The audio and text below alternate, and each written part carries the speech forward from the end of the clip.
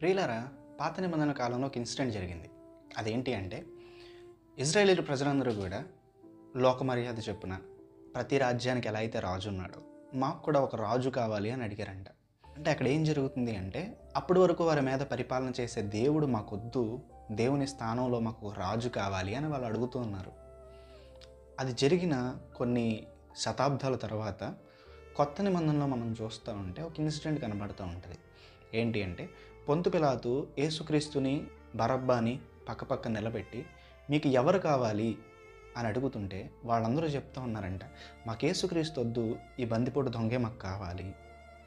అంటే పాత నిబంధన కాలంలో వాళ్ళు ఏం చేశారు అంటే, దేవుని యొక్క పరిపాలన మాకొద్దు, దేవునికి బదులుగా మాకు మనిషి కావాలి రాజుగా అని చెప్పి అడిగారంట.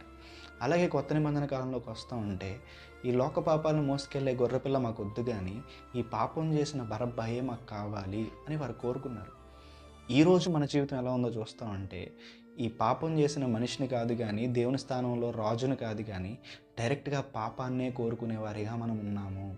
దేవునికి ఇవ్వాల్సిన స్థానాన్ని లోకానికి, లోకంలో ఉండే పాపానికి మనం ఇచ్చేస్తూ ఉన్నాము. ఒకవేళ అలాంటి స్థానంలో కనుక, అలాంటి సిచ్యువేషన్లో కనుక మనం ఉంటే, ఈరోజు మన జీవితాన్ని మనం మార్చుకోవాలి. అందరికీ వందనాలు.